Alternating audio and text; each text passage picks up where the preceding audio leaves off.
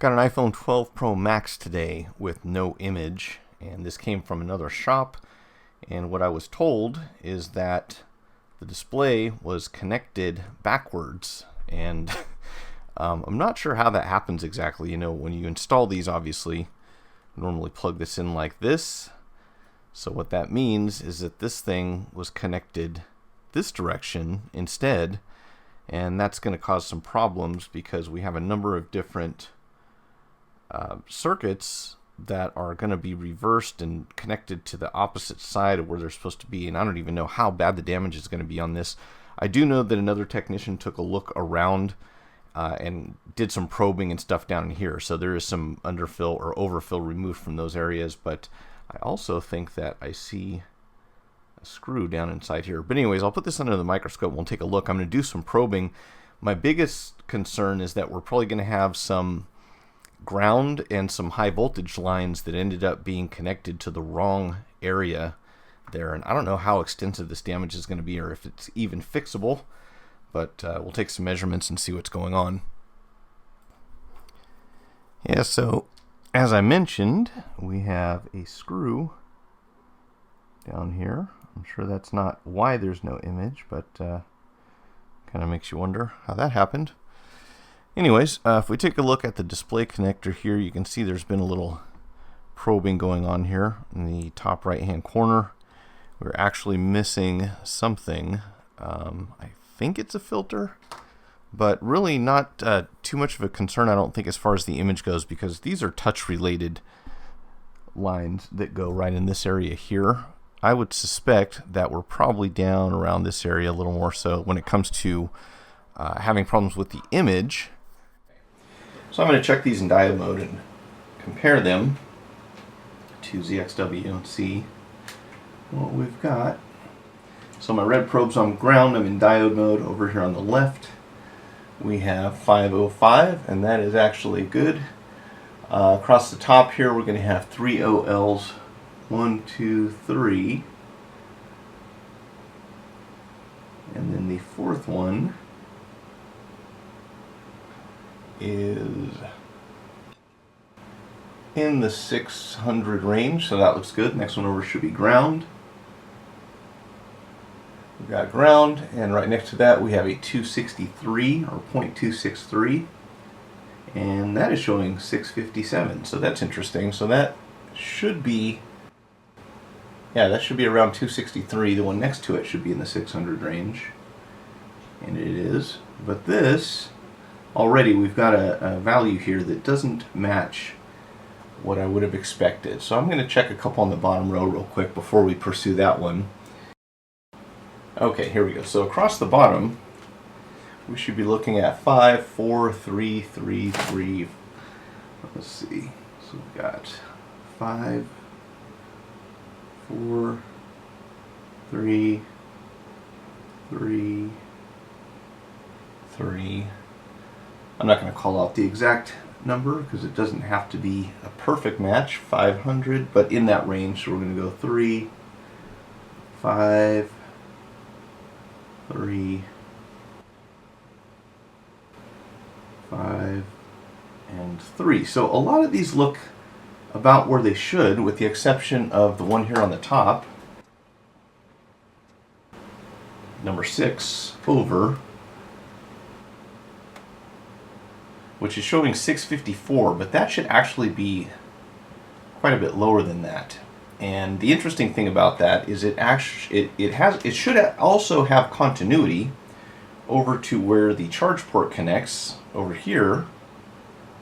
And I'm going to have to see which one because I don't remember. Okay, so that's actually going to go through a filter over to another filter, and then it ends up going to number 10 from the bottom. So if we count up 10 from the bottom, we should have continuity over to number 6 that we were looking at just a minute ago. Okay, so that's going to be 1, 2, 3, 4, 5, 6, 7, 8, 9, 10. And that should have continuity with 3, 4, 5, 6. And it does not. My concern is that if we took something, for example, this is our 1V8 display line. If the connector is reversed, then that means this side, 1, 2, 3, 4, 5, 6, which goes direct to ground, was connected here. This ground was connected here. And as you can imagine, swapping these things around to the opposite side is going to cause some issues. So the ground being one of the potentially problematic ones. And if I switch over to diode mode, we'll check number 10, which should again be in the 250-ish range. 1, 2, 3, 4, 5, 6, 7, 8, 9, 10. And over here we've got 263, which should be the same as 1, 2, 3, 4, 5, 6. And this is showing 654. So my guess is that the filter, one or both of the filters, probably the one closer to the connector, which is going to be difficult to see here because it's covered by this stuff. But I think that the filter that comes out of number 6 may be bad. We can only see that by moving some of this stuff out of the way, so I'm going to do that now.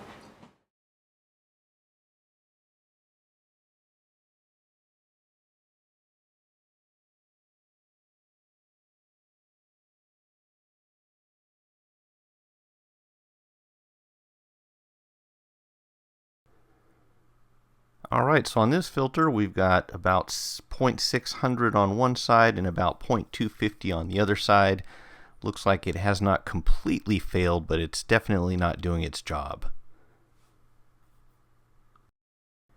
Now this is a 700 ohm 300 milliamp 01005 filter, which I do not have, so I actually took one off of a donor motherboard, which I'll be using to replace this one momentarily.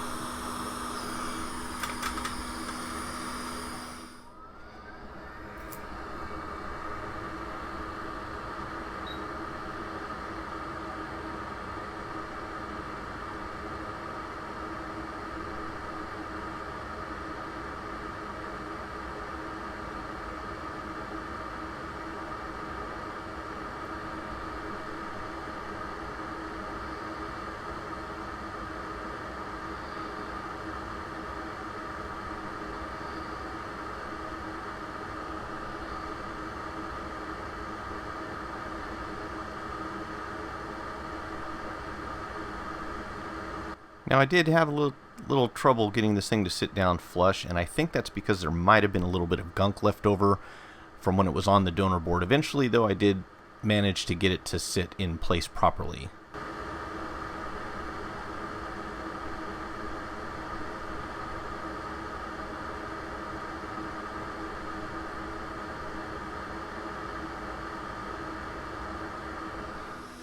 You'll notice here that when I test the diode value again, it is going to be a little on the low side, but that is because the motherboard is still pretty warm. As it cools down, that number will actually increase. Alright, so hopefully replacing that filter did us some good. I'm going to test here before we go any further. And all we're going to do is connect a charge port, a display. I am going to use the same display so that we can find out if this one's working. Oh, they got the everything on the front hooked up here. So I'm going to go ahead and plug all this stuff in from the display, prop it up. Don't want to put too much tension on these cables. See if we can get this thing to an awkward position there. Okay. And then we need a battery. And from here, we can plug it in and hope that something lights up on the screen. So, get my port